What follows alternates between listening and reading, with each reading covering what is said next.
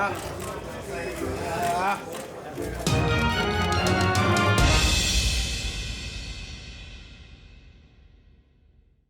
Hearn says that Anthony Joshua didn't have a black eye in his latest interview. What up, Fight World? It's your boy Ego, and I'm back with some more boxing.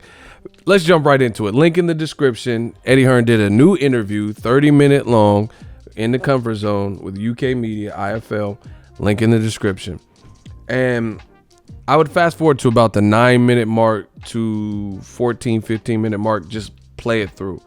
And it sounds like extreme damage control. This whole stanza, minutes of talking in the interview, is telling the public that I wish AJ did have a panic attack because there was zero panic attack and he was totally relaxed in the Andy Ruiz preparation. And the New York Athletic Commission was there. So had he had a panic attack, it would have, not been allowed to continue. And he said his cup was riding up. That's what created the delay. It sounds great. Everything sounds great. The dad was just mad because his son lost. Nothing happened in sparring. I wasn't there. But even if something did happen, which nothing did happen, it just sounds insane. And then what Eddie Hearn said was, now he's saying Joshua didn't even have a black eye. He said he didn't have a black eye at all. So these are sparring rumors. He says the marks on his face were not from a black eye. They were from a compression machine, whatever this is. So we have the fighter in question, Anthony Joshua, and you will see on the screen saying that he had marks on his face with Radio Raheem of seconds out because of physio stuff, recovery stuff. Then Sky Sports, who works closely with AJ's UK fights, asked him the same question, what are the marks on your face? And Anthony Joshua said, I had a line in the camp. It's just been a tough camp. And this is all video footage. It's been documented on articles. Now, Eddie Hearn is basically making it sound like it's physio stuff again. Bro, you guys listen to it. I've already stated my opinion. I do not believe anything that is being said. It seems like there's more to it than what is being revealed. Why are you even talking about trying to convince the people he didn't have a panic attack? That's the least of your worries. The bigger thing would be Al Heyman has the heavyweight division. He has all the Infinity Stones. And they're still talking. That's why it feels like damage control. Joshua's posting all these jolly pictures, popping a wheelie on, bicycles in New York. Still hasn't went back home. Lost all of his belts, and yet he feels great. And he's playing basketball with the kids in New York. Not going back to the UK. Looking like a total tourist in New York and having the time of his life after one of the worst nights of his life as a professional boxer. And then now, after Eddie Hearn is just telling us stuff that there was no panic attack, absolutely no anxiety attack. I wish there was an anxiety. He didn't even have black eyes now. This is, I want you guys to listen to it. Please go to the link, listen to it, and then come back to my video and you tell me what you think, if it sounds believable. Listen from about 9 minutes to 15 minutes and just listen to all the reasons. He said, oh, I seen Joshua getting a massage and he was perfectly calm, and he's telling how these rumors started. Listen, he's like, John Fury has a parody account and people were hitting me up saying Ajit Kabiel was the person, and Ajit Kabiel wasn't even in camp with him, and then it switched to Joey Dweko, and now he knows all the origins of every single rumor that was started. Exactly. And, etc. And he said, someone, how you originate where a rumor came from? How do you have that much detail? Because that's how, by the time the rumor passed to you, that's how it came across. So now he has all the answers, and he's laughing and, oh yeah. The problem is he didn't have an anxiety attack. There was zero anxiety attack. I wish he had an anxiety attack. It just sounds so forced, so contrived, so unbelievable, the switching of the stories. I don't see what they're planning on doing. But, needless to say, no matter what the truth is, if in fact if there's any truth to the dad, the black eyes, the bruising, the sparring partner, Joey Dweko, the anxiety attack, it doesn't matter what people say. That's what you have to live with. You have to look at that man in the mirror or woman in the mirror and live with what's you can try. That's why covering the truth up doesn't even make sense, because internally you know what really happened. You know, if you it's like you being a college student and you plagiarize your way through and get a degree and you really didn't learn the information. Now, yeah, it's going to show you have a degree, but when it comes time to being in the field and, you know, being a computer engineer, you're not fully prepared and you're not fully aware of, you know, the job or the medical field that you're now in because you bullshitted your way through it. So, you know, what's done in the dark comes to light, and whatever it is, you guys let me know if this sounds plausible. What Eddie Hearn is saying, a compression machine gave Joshua black eyes, and Joshua said physio, and then later changed it and said he had a line in the camp. So how can I believe somebody that said it was physio and then 2 days later said it was a line in the camp? And he's not laughing. He's not saying, oh, I'm just joking, you know? So which one? So either way, you want us to believe somebody who's telling multiple stories. This is literally like the Dark Knight when the Joker was taught, you want to know how I got these scars? My father was a drinker. And he kept telling different people how he got the marks and scars on his face, bro. This is literally Anthony Joshua's camp. To me, it sounds like utter damage control. But you guys watch it. Listen to Eddie Hearn.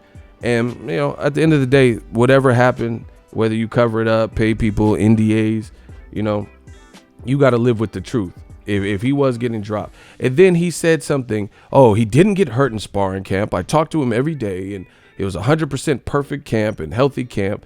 But then he's also telling you that Joshua was too composed and he underestimated Andy Ruiz and, you know, was probably too calm. And he said something that was really weird. He said, even if he was hurt, you know, what's wrong with being hurt? Of course, you know, these guys are big guys and, you know, getting hurt in sparring happens, but he wasn't hurt. I'm just saying, what if? I mean, it sounds ridiculous. It sounds ridiculous. He wasn't hurt. Absolutely. I talked to everybody that was there and they said, absolutely not was he ever hurt. But even if he was hurt, you know, what's wrong with that? People get hurt in sparring camp all over the place. Like I said, Team Joshua, I'm just going to react to what they put out there. And if you guys believe it, let me know in the comment section. It just seems like a lot of explaining for something that didn't happen, you know, and the UK media has to, like, why is it wait for new media to come out with these points and talk, you know, for people, the questions to be asked? Why didn't they ask them immediately after the fight? You know, when you don't have time to prepare and rehearse and come up with a team decision as to why the dad was mad and all that. It's like it's like new media knew, you know, we the first ones doing it and posing these questions.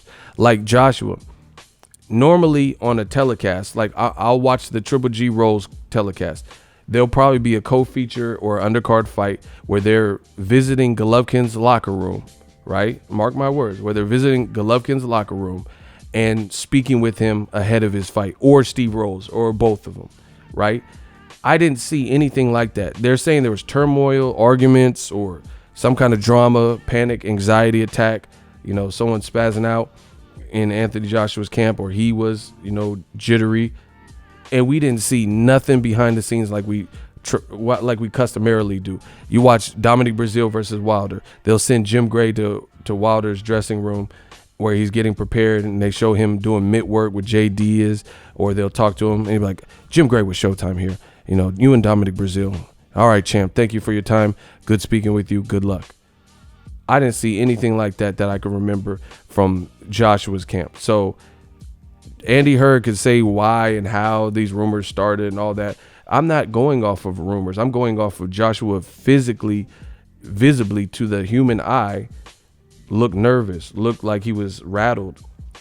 You know what I'm saying? I didn't wait for Twitter or whoever to come out with stories and articles. I'm going off of what I seen, you know? So let me know. Watch the video in the comment section and you let me know what you believe is the truth based on what you see. Don't just listen to what people tell you, including myself.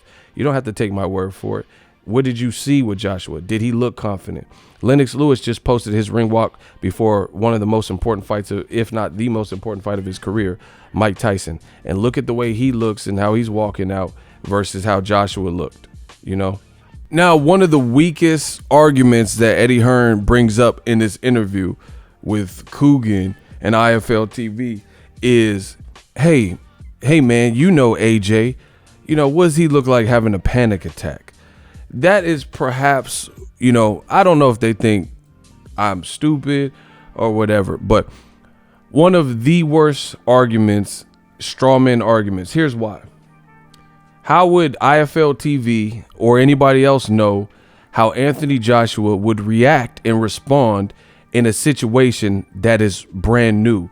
The fact is, Coogan or IFL TV or you have always seen Joshua fight in more or less his comfort zone in the UK, you know, because I can't even include the amateurs because he wasn't Anthony Joshua. Like his teeth, he got his teeth fixed and he making millions of dollars and all this pressure on him. So as an amateur, he didn't have all that. He didn't have all that pressure that you put on him as a celebrity.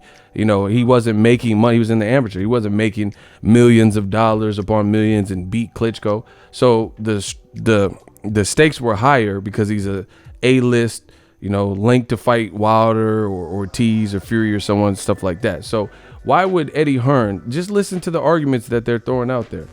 You know, oh, you know, AJ, I mean, he doesn't have panic attacks. How we know how he will react to a brand new situation? You know what I'm saying? That's why you have to be cautious. Just a life lesson. Be cautious who your friends are. You know what I'm saying? Because you don't know how people will respond until that situation is in front of you. You could think, I know people that have been in situations that got ugly and they got in a fight, let's say at a club, and they got jumped. And then the people that were quote unquote their friends turned on them and seen they were outnumbered. And instead of helping their friend who was on the ground getting jumped, they ran, they fled. You get what I'm saying?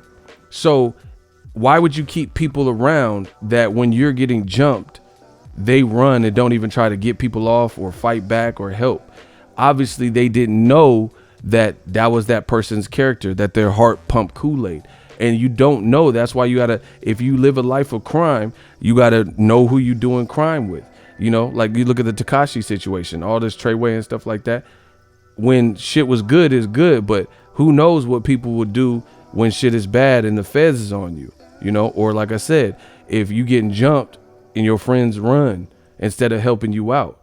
So how would we know how Joshua would respond fighting in the US and having that pressure of Wilder's performance 2 weeks before with Dominic Breazeale, fighting in New York, and that was his American debut? So that's one of the weakest arguments that Eddie Hearn could possibly give as to how we're supposed to be pacified that it wasn't a panic attack based on Joshua. He never has panic attacks, but he's never fought in America.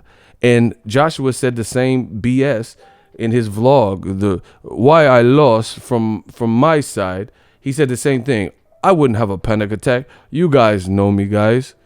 We know you. How do we know you in a situation, like I said, that you haven't been placed in front of up until then? Late switch opponent. I mean, name another. I'll stop once you name another situation similar to this that Joshua's been through, where he was fighting in another country as big as America 2 weeks after Deontay the Bronze Bomber Wilder, you know, knocked out in the first round Dominic Breazeale, a mutual opponent he had. There's rumors that he got hurt and dropped in sparring. He had a late switch opponent because his first opponent, Gerald Miller, failed a drug test. You know, this was the makings of a bad night. You know, he's training in Miami when he's, you know, portions of his camp, when he's been training in the UK. Miami's a fun place where you can relax and chill and people go to retire or vacation. You know, this is a completely unique situation. So how do we know how Joshua would respond when all of this stuff would have been brand new? Because it was his American debut. Drop your thoughts in the comment section after you watch it. We working. New media. Y'all know that. So if you enjoyed this video and want more content like this on the channel, you can show your appreciation by going to the PayPal donate button or the YouTube support button. And you can donate any amount that you feel is equivalent to the value of this video. Much more to come. Thank you guys for your support. Boxing Ego, the future of boxing.